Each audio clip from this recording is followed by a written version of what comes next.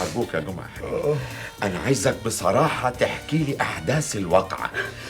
هل أنت صحيح طلبت من ريهام إنك تصورها؟ أنت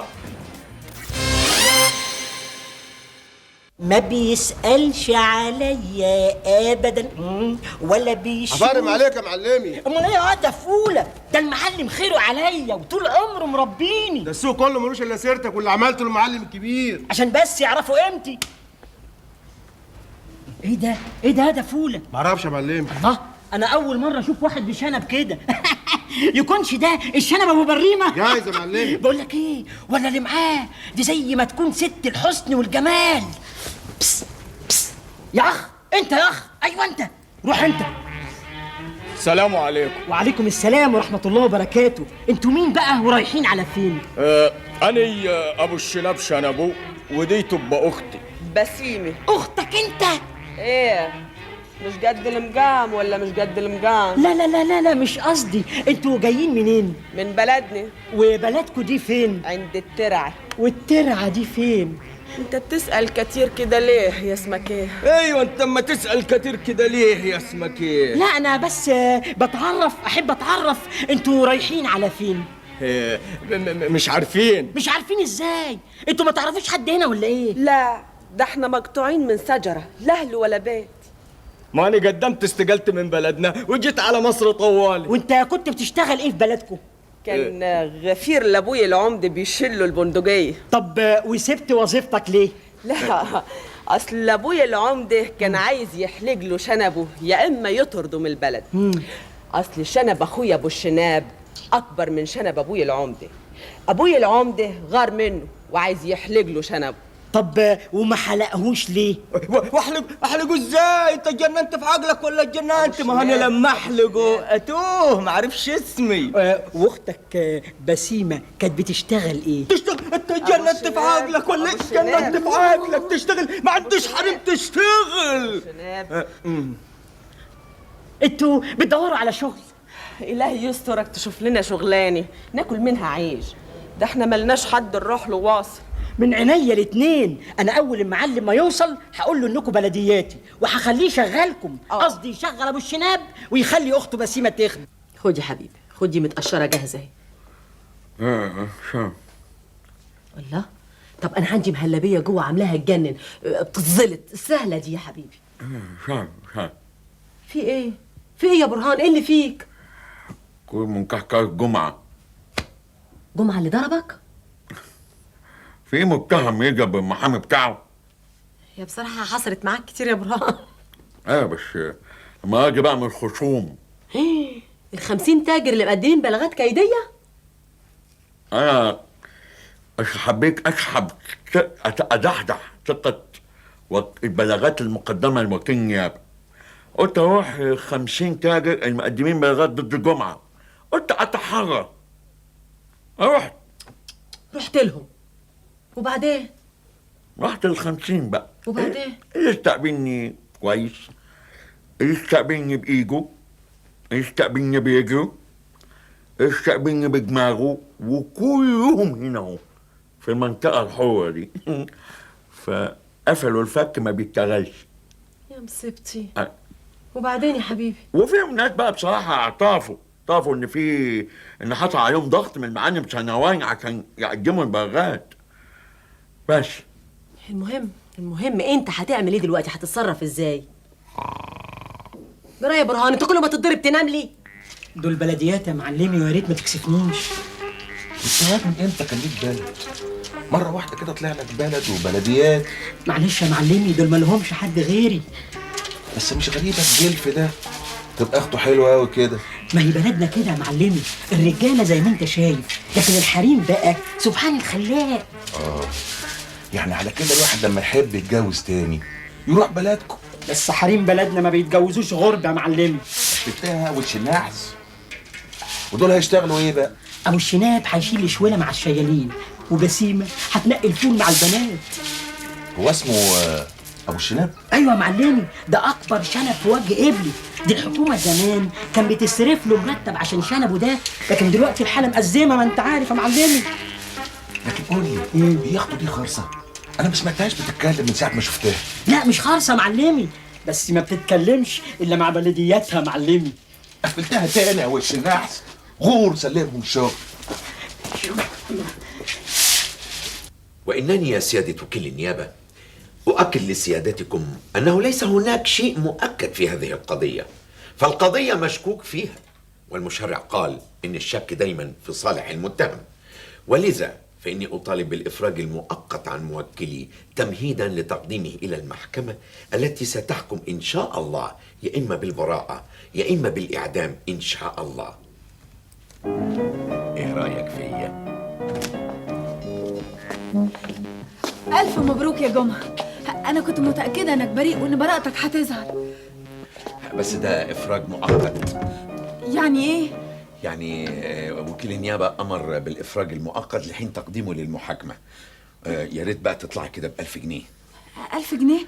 أنا ما معيش إلا 10 جنيه في شنطتي. ما هو ده أصلا إفراج بكفالة، يعني إذا ما دفعناش الكفالة هيرجعوه الحجز تاني ونلحق قبل ما الخزنة تقفل. لا أنا هروح أبيع ساعتي وهدومي كل اللي حيلتي وأجيب له 1000 جنيه. لقيتها. هي إيه دي؟ 1000 جنيه. منين؟ أستاذ برهان؟ ها؟ مش معقول. ده أحلى خبر سمعته النهاردة. طبعا ده هو بفضل مجهودك العظيم. بتقول إيه؟ 1000 جنيه؟ حاضر، هيكونوا عندك حالا. لا لا لا اطمن، حالا هيكونوا عندك. تعال، مع السلامة. ماجي، تعالي حالا. سلام. أفندم يا رؤوف بيه. باركيه يا ماجي. ألف مبروك يا فندم. بس يا ترى على إيه؟ كسبت صفقة جديدة؟ لا لا لا، أفرجوا عن جمعة. يا للدرجة دي حضرتك سعيد؟ طبعا سعيد لأني ساهمت في الإفراج عنه. بس اللي أعرفه إن سيادتك طول عمرك بتخاف من النيابة والبوليس.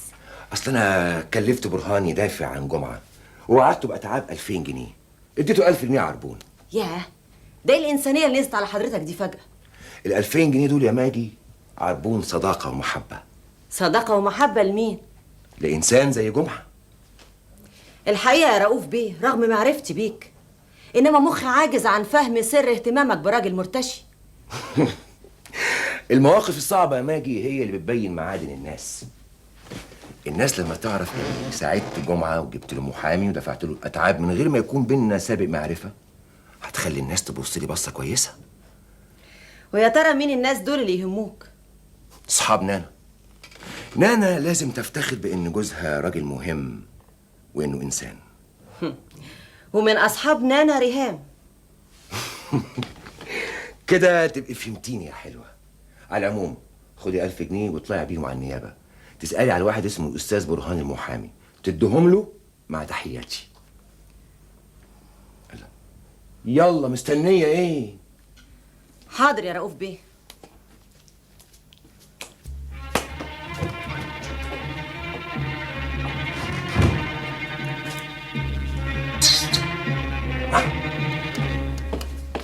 مساء الخير يا متر. مساء النور يا فندم، أهلا وسهلا. أنا برهان المحامي. وأنا ماجي. أهلا ست ماجي. إيه بقى نوع القضية اللي مسكوكي فيها؟ أنا تحت أمر. لا أنا جاي عشان قضية حضرتك. أنت هتلبسيني قضية ولا إيه؟ قضية الأستاذ جمعة. جمعة؟ أنا ما أعرفش إن جمعة عنده قضايا من النوع ده، بس ولا يهمك، أجيب لك نفقة متعة، أرفع لك عليه قضية، أخرب لك بيته. يا متر افهمني. افهميني أنت. أنا ماجي. وأنا برهان. أنا ماجي سكرتيرة رؤوف بيه. أنا آسف أوي. أهلا وسهلا. هو بعتني لحضرتك بال1000 جنيه اللي أنت طالبهم كفالة للأستاذ جمعة.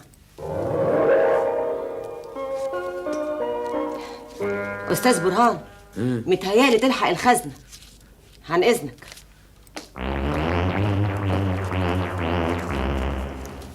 شد حيلك يا ابو الشناب، امال ما تكسفناش مع المعلم. شنطة المعلم زكريا مش بعيدة، قد نص ساعة كده، اوعى تتأخر. تعالى من هنا، على مهلك على مهلك يا حبيبي. يلا يا حبيبي ما تتأخرش. بالسلامة. نهارنا فلالي. الشغل اخباره ايه؟ با ما تكسفنيش يا اسمك ايه. الله، ما احنا كنا حلوين مع بعض، جرى ايه؟ اصلاني ما كلمش حد غريب واخويا مش معايا. هو انا لسه غريب؟ ده انا قلت اني بلدياتكم، ولولاش كده ما كانش المعلم شنواني رضي يشغلكم. انت باين عليك ابن حلال قوي. وعجبك قوي. طب روح بقى لحسن عندي شغل. بناقص الشغل. هي الايدين العاج دي اتخلقت عشان تنقي الفول؟ لحسن اخويا يجي ويسمع ده حمك قوي قوي. لا ما تخافيش، ما هو انا عامل حسابي، بعته اخر شونه في السوق كله ومش هيرجع قبل ساعه. انت لحقت تروح شنطه المعلم زكريا؟ لا، ما انا قبلته بعربيته واديته الشوال. طيب يا فالح، بقول لك ايه، انت تعرف شنطه المعلم حموده؟ اهي جنب شنطه المعلم زكريا. لا، اهي دي ما عرفهاش. طب ما تزعلش نفسك قوي كده. بقول لك ايه، انت باين عليك عاوز تنام، روح اجري في المخزن نام، اجري، روح بالسلامه، اجري يا اخويا بالسلامه. انت ولا سمعه. انت فين يا معلمي؟ زكريا واد في ايه؟ الجدع اللي اسمه جمعه النيابه افرجت عنه. ايه؟ ايوه يا معلمي، انا لسه واصلني الخبر من شويه. ازاي ده يا واد؟ انت مش قايل ان التهمه لابسها 100%؟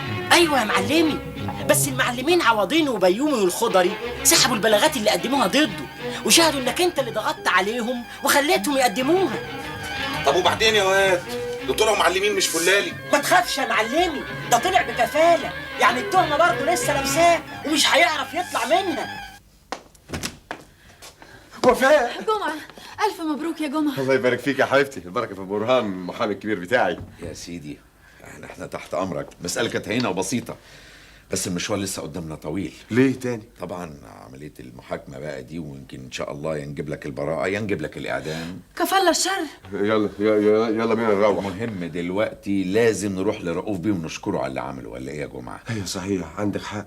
لا، ده الراجل وقف جنبي ولازم نروح نشكره. احنا نوصل وفاء ونطلع على رؤوف فيه. اتفضل اتفضل.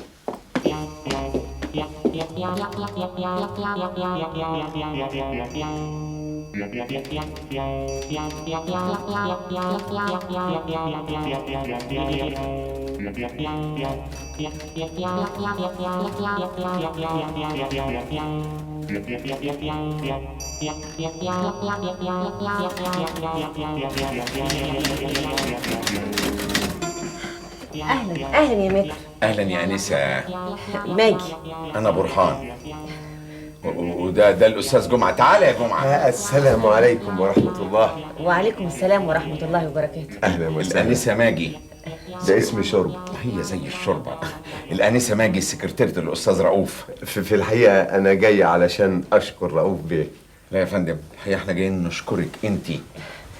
تشكرني انا؟ طبعا حضرتك تحملت المشاق والمصاعب والكفاح، وجيت سعادتك عشان تدفعي الكفاله عشان تطلعي الاخ جمعه من التخشيبه. في الحقيقه انا نفذت كلام رؤوف بيه، واذا كان في حد يستاهل الشكر يبقى رؤوف بيه. اتفضلوا، هو في انتظاركم. The delivery is going to be fob, not safe. No, I prefer it. عايز ايه على جمالها؟ شفت عامله ازاي؟ حته مارون جلاسيه، حته ستة. اهلا يا برهان. اهلا اهلا اهلا. اهلا سعاده البيه. اهلا. مين ده يا برهان؟ ما اعرفوش. برا. ده جمعه. استاذ جمعه. مش تقول يا راجل. اهلا يا استاذ جمعه. اهلا. الحمد لله على السلامه والف الف مبروك. البركه في سعادتك يا رؤوف بيه. ما تقولش كده يا راجل.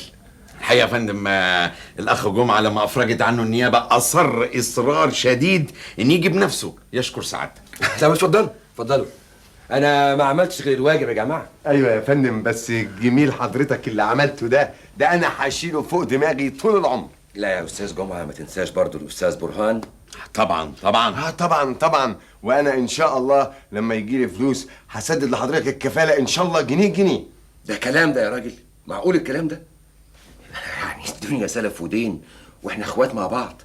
انا وقفت جنبك في محنتك، انت في يوم من الايام اكيد هتقف جنبي في محنتي وتساعدني. اكيد. شوف سيادتك اقع في اي مصيبه وشوفني هقف جنبك ولا لا. انا رؤوف بيه بذلت مجهود خرافي في هذه القضيه. اكيد يا استاذ برهان اكيد. والاستاذ جمعه شخص عزيز علينا كلنا. طبعا. بالمناسبه السعيده دي تحبوا تشربوا ايه؟ شاورما. ملوش لزوم يا فندم. لا يا جماعه، دي اول مره تشرفوني فيها في المكتب ولازم تشربوا حاجه. اصل سعادتك عارف الاستاذ جمعه بقى له مده غايب عن البيت، فالنهارده الاولاد عاملين له عشوه فعايز يرجع البيت يفرح مع الاولاد، ما انت فاهم.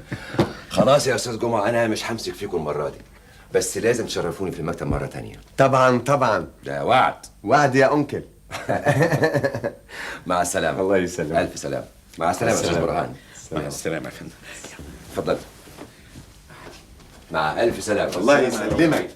سلام يا انكل.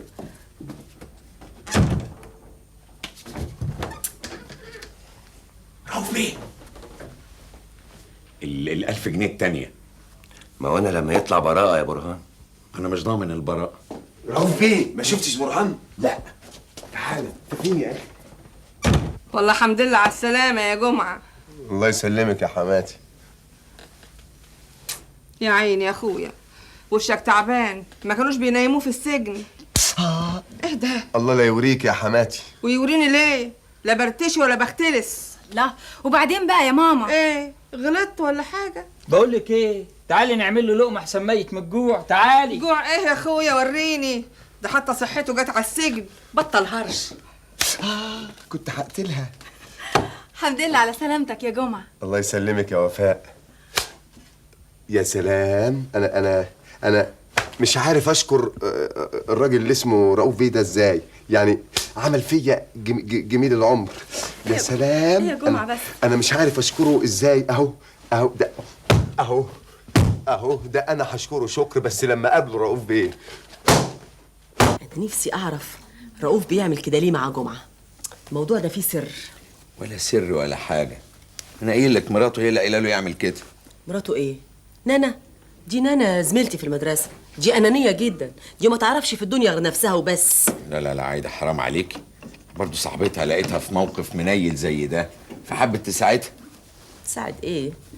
يلا واحنا مالنا، اهم حاجه الاتعاب. قلت الجمعه على الاتعاب. اتعب ايه؟ اتعاب ايه؟ القضيه، انت مش رحت النيابه وطلعته بكفاله؟ ايوه، ما الراجل اداني 1000 جنيه مقدم وقعد يديني كما هيديني 1000 جنيه تاني لما يطلع براءة. انت بتقول ايه؟ اوعى تكون قلت الجمعه على 1000 جنيه اللي اداهم لك رؤوف. قلت له طبعا. قلت له ايه؟ انت عايز تفرسني، عايز تنقطني؟ انت بتقول له ليه؟ كان المفروض جمعه كمان تاخد منه. حرام عليكي، جمعة هو جمعة حيلته حاجة؟ حيلته ايه؟ حيلته قوي، حيلته كتير. الحيلته قال بياخد في القضيه الواحده رشوه 20,000 جنيه. شوف بقى من ساعه ما اتعين عمل كام قضيه. اوف عليك.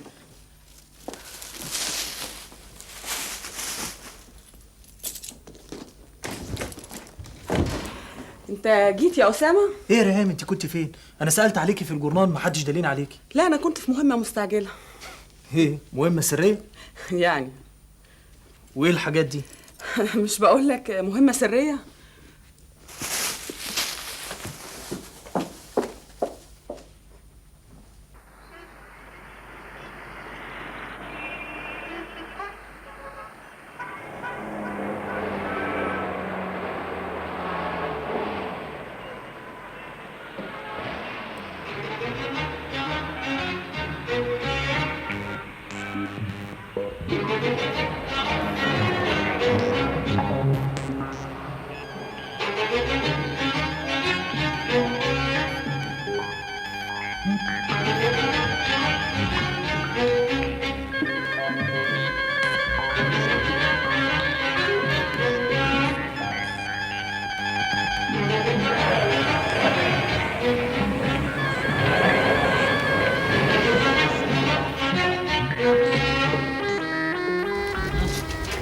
على مهلك، على مهلك، على مهلك. يا ابوي، يا ابوي، ايه يا ابو الشناب؟ يا ابوي، انت لحقت تتعب كده بسرعه؟ يا ابوي، ده انا لو اعرف ان الشغل عندكم كده ما كنتش سبت بلدنا واصل. وتحلك شنبك يا اخويا يا ابو الشناب. ما هو ده اللي مصبرني يا بسيمه يا اختي. معاك حق، انا لو عندي شنب زي شنبك كنت اعمل اي حاجه علشانه. الغرض يلا اي حاجه يا بسيمه. تقول حاجه؟ انا لا ابدا. هات شاي يا فولة، هات شاي. اللهم اجعله خير. يا ابوي صباح الخير يا أسامة بيه، نهارنا فلالي. صباح النور. ايه الاخبار؟ كله تمام وعلي العالي. مين الجدع ده؟ ده اخويا ابو الشناب. وانت يا اختي تطلعي مين؟ انا اني اخته. دول بلديات يا سعاده البيه. معاكم بطايق؟ ليه يا حضرة الظابط؟ هو احنا كنا مجرمين ولا قتالين قتله؟ انا بسأل سؤال محدد، معاكم بطايق ولا لا؟ لا، ناقص كمان نطلع بطايق. طب اتفضلوا قدامي على الاسم. ليه يا حضرة الظابط؟ هو احنا كنا عملنا حاجة؟ انا بقول يا حضرة الظابط. اتكتم انت. اهو انتوا كده تاخدوا الناس من غير تهمة، من غير غلبة كتير. اتفضلوا يلا على الاسم. يا سعادة البيه. اتكتم يلا.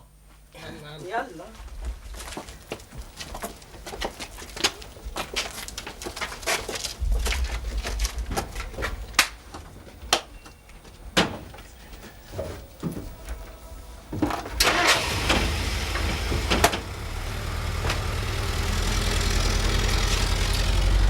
يا خسارة يا خسارة، الواحد ملحقش يتهنى. انا عايز افهم ازاي تعرضي نفسك للخطر بالشكل ده؟ لان انا واثقة من براءة جمعة. تقومي تعرضي نفسك للموت في الشونة؟ الناس هناك بتعاملنا بمنتهى الاحترام. ايوه احترام ايه؟ حاجه جامده قوي قوي. ده عشان ما يعرفوش حقيقتكم، لكن لو عرفوها. يا اسامة دي مش اول مرة، وبعدين ما تخافش اطمن، انا معايا عنتر. ايوه معاها عنتر. يا بيه انا ماليش دعوه يا بيه. اسامة ارجوك، الخطة ماشية كويس قوي وانا عايزاها تنجح، قربت خلاص، ارجوك ما تبوظهاش عشان خاطري. نفسي اعرف ايه اللي مخليكي واثقه كده من براءة جمعة بتاعك؟ احساس يا اسامة، واحيانا الاحساس بيبقى اقوى من اي ادلة واتهامات، وانا احساسي عمره ما خدعني ابدا. ريهام انا خايف عليكي. لا ما تخافش، انا معاها. يلا يا فولة اشتغل يا واد، يا واد اشتغل. انت ايه توقع ليه؟ يلا يا فتحي، يلا اشتغل يا بنت، نقي الفول عدل. يا واد اشتغل يا واد اشتغل، ده انت نيلة. نهارنا فلالي، يا ألف حمد لله على السلامة. الله لا يسلمك. هما يا لا مؤاخذة سابوكم ازاي وانتوا ما معكوش بطايق؟ جرى ايه؟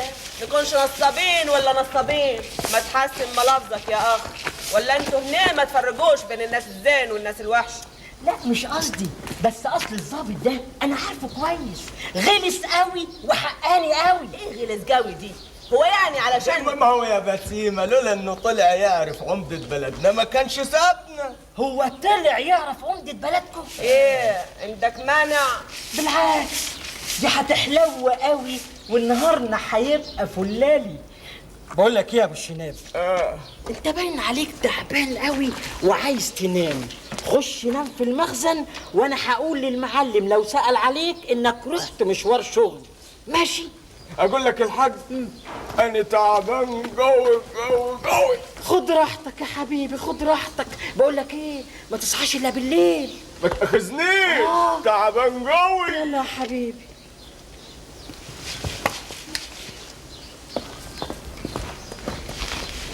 ادينا بقينا لوحدنا يا جميل. ما تكسفنيش.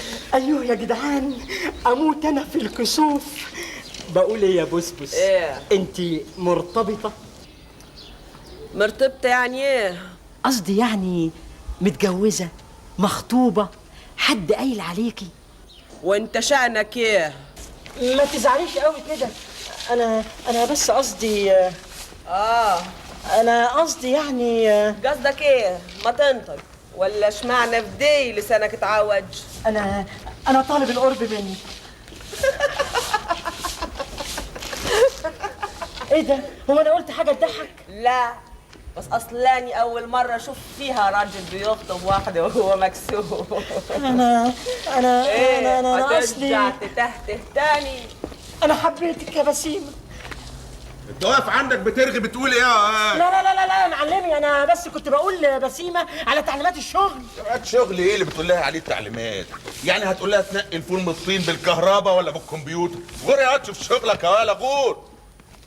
هو كل واد صبي لا مؤاخذه مزعلك في حاجه، انا اللي زعلك هنا اقطع لك رقبته، اقطم لك رجليه، اصل انا بالصلاه على النبي. في حاجة يا معلم؟ لا ابدا، انا بس كنت بديها تعليمات الشغل لا مؤاخذه. بقول لك ايه يا ابو الشناب، نهارنا هيبقى فلالي. مبروك يا حبيبتي، انا فرحت قوي لما برهان قال لي انهم افرجوا عن جمعه. برهان تعب معانا قوي.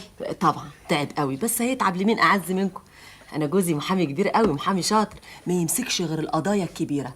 عارفه جوزك عنده 51 قضيه، جوزي شرك له شويه منهم ولسه هيشرك الباقي. ده متفرغ لكم، سايب كل القضايا وقاعد في قضيتكم.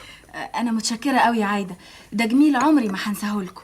هو صحيح رؤوف دفع 1000 وهيدفع 1000 بعد كده، بس ده يجي ايه جنب التعب اللي برهان تعبه؟ ده تعبان، ده انضرب ضرب يا اختي. على فكره الاستاذ برهان كان قال ان رؤوف بيه هو اللي دفع الكفاله الجمعه.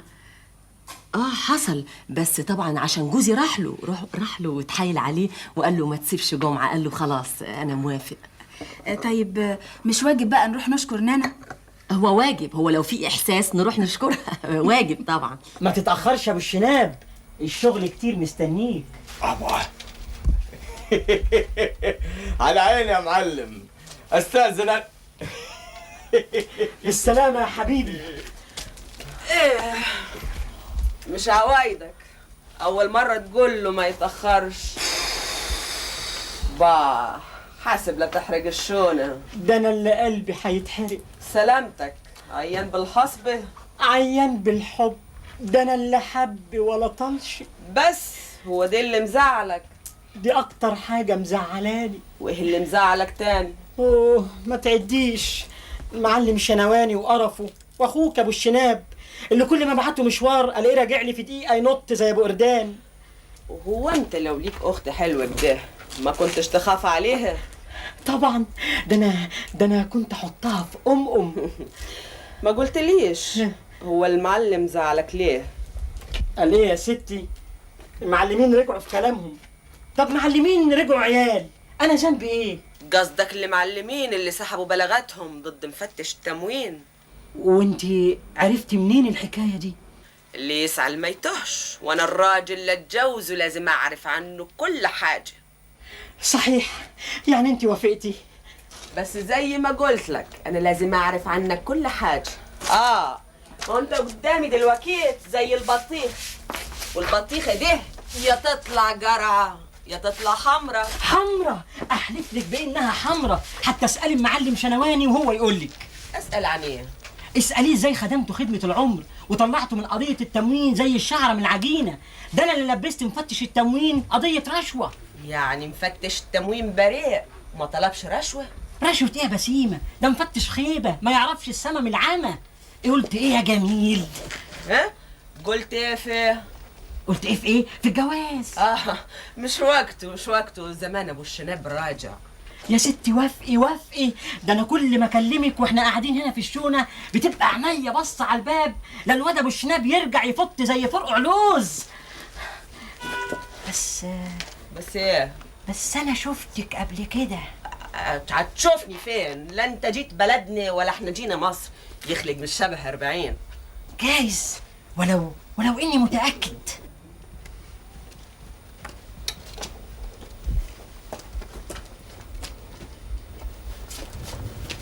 يا واد انا مش قايل لك 100 مره مالكش دعوه بالبنات اللي بتنقي الفول الفلالي؟ بقى رؤوف عمل كده؟ هو ما قالكيش؟ لا قال لي طبعا، بس انا ما توقعتش انه هيتصرف بسرعه كده. عشان كده رخرة وفاء قالت لي احنا ما نسكتش، لازم نروح نشكر نانا. قلت لها خديني معاكي عشان انا ام الواجب والذوق كله، وكمان وحشتيني اشوفك. انا عمري ما هنسالك الجميل ده ابدا يا نانا. اخس عليك يا وفاء، ما تقوليش كده، ده احنا اصحاب. انا اللي مستغربه له ريهام، عشان خبطه صحفيه تعمل في صاحبتها كده. احنا مستغربين ليه؟ طول عمرها انانيه، ما تحبش غير نفسها وبس. رؤوف ممكن افهم ايه اللي بيحصل بالظبط؟ قصدك ايه يا حبيبتي؟ قصدي انك دفعت 1000 جنيه كفالة الجمعة وزيهم للمحامي. افتكرتك هتتكلمي في حاجة مهمة. رؤوف انا مراتك ومن حق اعرف ايه اللي بيحصل. ايه بس اللي بيحصل يا حبيبتي؟ انت ناسي ان جمعة ده يبقى جزء اعز صاحبة ليكي والمفروض نقف جنبه ونساعده؟ ولا انا غلطت اني بساعد انسان محتاج مساعدة بغض النظر انه جوز صاحبتك ولا لا؟ بس على الاقل كان المفروض تقولي. يا حبيبتي انا بتصرف باسمك لاني عارف انك كنت هتعملي نفس الشيء لو كنت عرفتي. ها لسه متضايقة؟ الانسان منا مش لازم ينسى الناس اللي حواليه، لا، خصوصا لما يكون ربنا فاتحها عليه وبيرزقه كويس. في ناس كتير لما ربنا بيديها والفلوس بتجري في ايديها بينسوا اللي حواليهم كلهم وما يعرفوش ان ممكن مبلغ بسيط جدا يسعد ناس كتير قوي حواليهم. انا تعبت كتير في حياتي وقسيت، عشان كده ما اقدرش اشوف انسان محتاج مساعده وما ساعدوش وما اديلوش ايدي. عرفتي انا ليه عملت كده؟ انت هتفضل قاعد مهموم كده على طول يا جمعة؟ سيبك من الناس وخلي توكلك على ربنا. ونعم بالله. أنا بس كل اللي شاغلني وقلقني حكاية واقفة عن الشغل لغاية ما تظهر براءتي. هنجيب فلوس منين نديها لأمك علشان أكلنا ومبيتنا؟ خلاص يا وفاء، من هنا ورايح الدنيا مش هتبقى ربيع ولا الجو هيبقى بديع. احنا الاتنين هتمر بينا الظروف الصعبة، هنبقى في أمشير. النهار طلع يا حبيبي وانت لسه ما نمتش. كوباية لبن تصحصحك وتغذيك. شوية شاي كشري ما حشلوش. خليك ليا معايا يا نشون. حط ينشون على الشاي. أنا كتبت حتة مذكرة قانونية مليتها بأحكام النقد وتفسيرات رجال الفقه والقانون. أنا متأكد بعد عرضها على وكيل النيابة هيأمر بحفظ البلاغ المقدم بتاع الرشوة. برافو هايل. هتقدمها امتى؟ حالا، النهارده أول ما أخلصها. أنا بصراحة بقى لازم أخلص من قضية الجمعة دي. أحسن رؤوف بيه مهتم بيها قوي. اللي أنا مستغربه له هو رؤوف مهتم ليه بقضية جمعة كده، مع إني حسيت إن نانا ما عندهاش فكرة عن الموضوع خالص وإنها فوجئت لما قلت لها. إحنا مال؟ على رأيك واحنا مالنا؟ احنا أهم حاجة عندنا نشطر ونكسب القضية وناخد ال1000 جنيه بقية الأتعاب لحسن الحالة اتشحورت خالص. معلش أظن ال1000 جنيه دي بقى من حقي أنا. من حقك ازاي؟ هات اللبن. هات الشاي. حقك ده ايه؟ انت الظاهر بتنسى. انت ناسي ان وفاء دي تبقى صاحبتي والمتهم ده يبقى جوزها ونانا صاحبتي واللي دفع لك الفلوس جوزها؟ نسيت؟ لولايا يا استاذ لا القضيه دي كانت جات لك ولا كنت شميت ريحه الفلوس خالص. كده المذكرة، كده المذكرة. أعمل فيك إيه بس؟ أعمل فيك إيه؟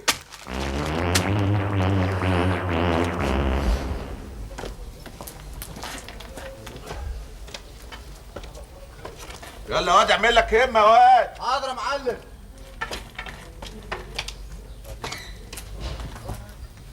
يا معلم يا معلم. اوامرك يا معلم. بقول يا ابو الشناب، انت عارف شنطه المعلم زكريا؟ ايوه يا معلم، اللي في اخر السوق. عفارم عليك، هي تروح تقول له المعلم شنواني بيمسي عليك وبيقول لك ازاي صحتك. عايز نروح لاخر السوق يا معلم عشان اقول له ازاي صحتك. وماله يا اخي، بطمن على الراجل، في مانع؟ لا يا معلم مفيش مانع يا معلم. انا رايح يا معلم ومش هتاخر. سلام.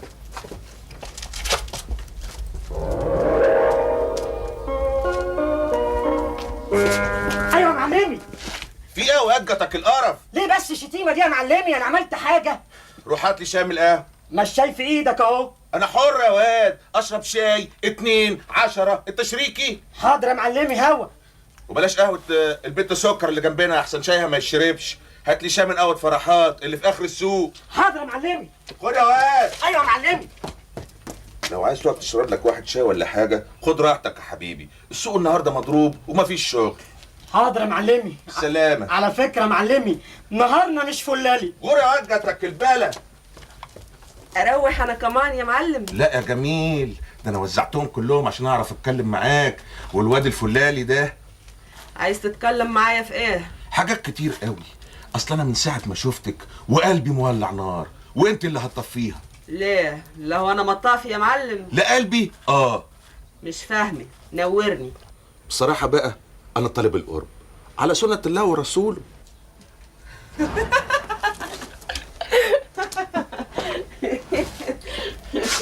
ولا مؤاخذه يا جميل، انا قلت حاجه تضحك. ايوه يا معلم، اللي يبقى متجوز 3 وهيتجوز تاني تبقى حاجه تضحك. ومين اللي قالك ان انا متجوز 3؟ سألت وعرفت ايه، بلاش اسأل. معلش ولو يا جميل، بصراحة أنا عايز أختم بيكي ومستعد أدفع لأبو الشناب. حيلك يا معلم، شايفنا بتوع فلوس ولا بتوع فلوس؟ لا مش قصدي، بس أنا الحكاية مش كده يا معلم. انت صحيح راجل مستور وكبير السوق واي واحدة تتمناك، بس اصلاني. انت ايه؟ قولي. اصلاني سمعت عليك كلام وحش. كلام ايه؟ مين اللي قال لك كده وانا اقطع لك لسانه؟ مش تعرف بس ايه اللي عرفته؟ يعني هيكونوا قالوا لك ايه يعني؟ بيقولوا انك ممكن تلفق لاي واحد تهمه وتوديه السجن من غير ما يعمل اي حاجة. وماله؟ مش احسن ما يخرب بيتي؟ وعلى رأي المثل اللي تغلبه العبه. يعني مفتش التموين بريء؟ طبعا بريء، بس انت مهتمة بالحكاية دي قوي ليه؟ ايه يا معلم، بلاش اعرف عنك كل حاجة. انا جيت يا معلم. يا واد لحقت تروح اخر السوق وتيجي؟ لا يا معلم، وانا قابلت الصبي بتاع المعلم زكريا، سالته على صحه المعلم قال لي زي البوم. الشاي يا معلمي. انت وانا فلالي اللي لحقت تجيب الشاي؟ اصل معلمي اللي خلاص لا اصل ولا فصل.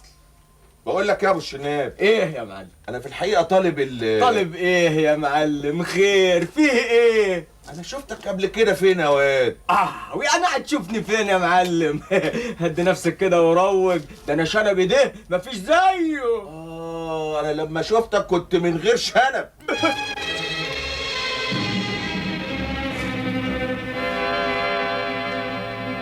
الله، هو كده مش ابو الشناب. انت مين يا ولد وعايز ايه يا ولد؟ امسكوه، هاتوا يا ولد، هاتوا يا ولد. تشد البنت الصحفية اللي جت مع الولد فتش التمرين. بنت لما تبنت ده مش شناب اللي كان بيصور. الحقونا! الحق امرك عليك. هتعمل ايه؟ وهداويكي وتحسبيني في الكلام. اطلع الحقونا! محدش يتحرك، كل واحد يقف في مكانه. الله وقع يا معلم. بريء يا بيه؟ بريء؟ طب يلا خدوه خدوه. استنى. يلا. جيت في وقتك يا أسامة. قلبي كان حاسس طبعا باللي هيحصل، فضلت قريب منكم. دول لو كانوا مسكوني كانوا قطعوني وحطوني في شوال. صح. طب قدامي يا اختي، قدامي يا ابوي. الله، انتوا هنا بتعملوا ايه؟ عندكم قضية وما توكلونيش؟ هو فعلا كان عندنا قضية بس خلصت خلاص. قضية مين؟ قضية الأستاذ جمعة. جمعة؟ ده أنا جايب معايا حتة مذكرة لوكيل النيابة ما تخرش المية. ماشي يا أستاذ برهان، وكيل النيابة جوه، اتفضل قدمها له. شيك قوي الموديل ده. مش أشيك من الكرافتة بتاعتك. ابقى طمنا يا أستاذ برهان. دي مضمونة هاني. عن إذنك. اتفضل، مضمونة. انت متأكدة؟ ايوه هو اللي قال لك؟ هو اللي قال لي. والميعاد هنا؟ هنا. ساعة كام؟ صغيرة ساعة نمنم. ما انت شايفة الحال. بهاتي منبه معاكي. اتأخر قوي. أنا شايف جزمته. برهان، هو برهان، أنا هنا. أستاذ برهان، خير في إيه؟ قلقتنا. خير. مبروك يا جمعة. ريهام قدرت تجيب اعتراف المعلم شنواني وصبيه، واعترفوا انهم لفقوا لك القضيه والبوليس مسكهم والنيابه افرجت عنك. لا انا مش مصدق. جمعة مش قلت لك ان براءتك هتظهر يا جمعة؟ المهم يا جماعه دلوقتي ناخد بعضنا ونروح النيابه عشان اجيب لك صوره من قرار امر الافراج. وكمان يا جماعه لا يكونوا مانعينك من السفر ولا حاجه، احتمال تكون طالع رحله ليك ولا لامبور. تعرفي يا ريهام، على قد ما انا كنت زعلان منك جدا، على قد ما انا فخور بيكي دلوقتي. لولا ظهورك في الوقت المناسب كان المعلم شنوان وصبيه خلصوا عليا. انا يعني كنت معقول هسيبك من غير مراقبه؟ ده انا كنت عامل عليك حراسه مشدده يا ست هانم. كنت خايف عليا؟ طبعا يا ريهام، وعلى فكره انا لسه خايف لغايه دلوقتي. خايف من ايه؟ من انتقام المعلم شنواني. المعلم شنواني في السجن دلوقتي. رجالته، هما رجالته معقول ينسولك انك دخلتي معلمهم السجن؟ على الله يكون ده درس ليهم عشان يبطلوا يستغلوا الناس. لا خليك.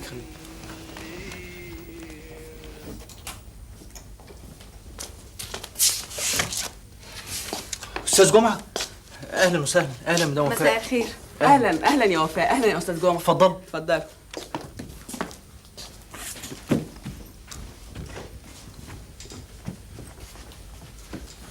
اهلا وسهلا.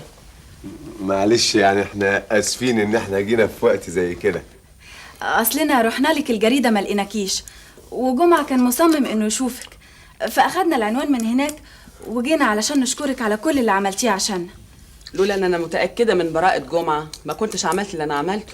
ايوه بس حضرتك عرضت حياتك للخطر. المهم ان براءتك ظهرت. انا مش عارف اشيل جميلك ده فوق كتفي ازاي. وارجوكي تسامحيني على كل الكلام اللي قلته لك. المهم يا وفاء ان ابتسامتك رجعت لك، ده اهم حاجه. تحبوا تشربوا ايه يا جماعه؟ لا معلش مفيش داعي عشان مستعجلين. معقول هتقوموا على طول كده من غير ما تشربوا حاجه؟ معلش وقت تاني ان شاء الله. في ايه؟ لا اصلي هفسح وفاء في الكورنيش. اتفضلي يا وفاء. اتفضلي. مع السلامه. استاذ جمعه. نعم. ابقى خليني اشوفك، واي كبسه تانية بلغني عنها. تاني وتالت ورابع، مش لازم حماسك يتهز ابدا.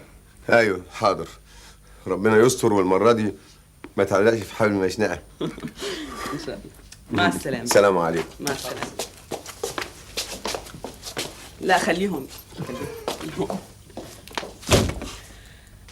ظريفه قوي. اظن بقى من حقنا نحتفل بالمناسبه دي. معاك حق.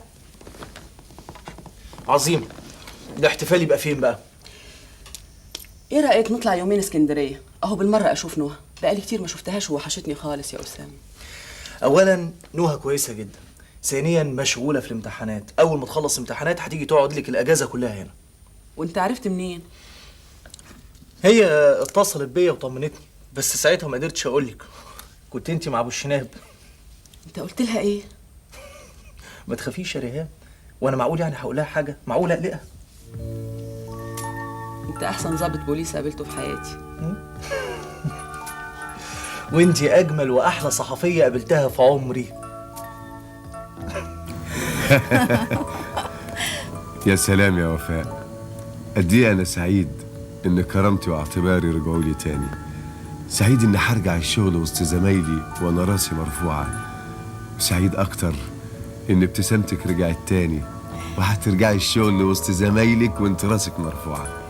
وانا كمان مبسوطه قوي يا جمعه، لاني حسيت بقيمه الصداقه والعشره، واديك شفت بنفسك ازاي اصحاب عمري وقفوا جنبي، محدش فيهم اتخلى عني، كلهم كان نفسهم يثبتوا براءتك يا جمعه.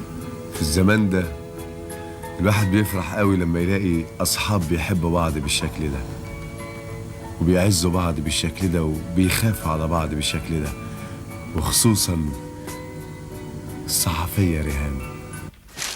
دي انانيه. ما تغلطش في ريهام. بس هي غلطت فيا. ازاي تكتب تحقيق صحفي طويل عريض عن بطولة ابو الشناب في ذوق الهلال؟ مش اللي كتبته ده حصل فعلا؟ ايوه بس هي عملت نفسها بطلة. بطلة؟ طب ما هي بطلة فعلا. مين عنده الشجاعه يعمل اللي الريهام عملته؟ وانا يا هاني، انا ازاي تتجاهلني؟ ازاي ما انا ماليش دور في اظهار براءته؟ ازاي ما تنزليش صوره؟ ازاي ما تنزلش الموضوع بتاعي؟ الله، ازاي تتجاهل دوري القانوني؟ ده انا انضربت ضرب عشان اقنع التجار انهم يسحبوا البلاغات اللي مقدمينها ضده. انا ياما سهرت الليالي اعد المذكرات، وفي الاخر الهانم تتجاهلني وتسلط كل الاضواء عليها. دي مش تبقى انانيه؟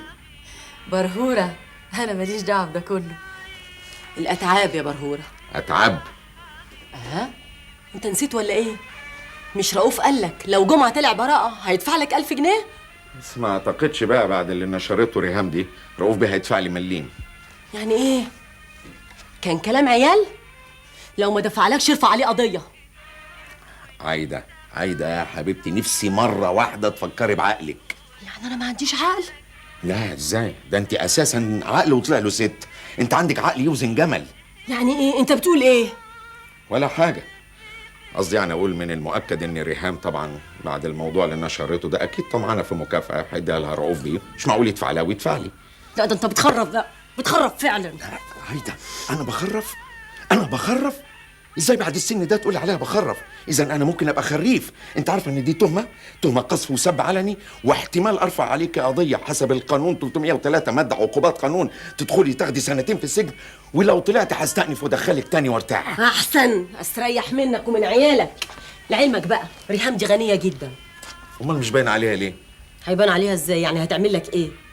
في المدرسه كانت اشيك واحده، كانت تيجي بهدوم ايه، اشكال والوان وجزم ايه وشنط ايه، وتسافر اوروبا مع ابوها وتيجي متطقمه. متطقمه؟ ما تعرفهاش انت متطقمه دي يعني ايه؟ ايوه متطقمه، دي بنت ناس هاي. ولما هي هاي كده ليه؟ طمعانه في مكافاه كانت نحت حجيل واحد غلبان زيي. مش طمعانه، افهم، دي صحفيه كل اللي يهمها انها تعمل موضوع حلو، تتنشر، تنزل صورها، تشتهر بس يعني ما يعنيش.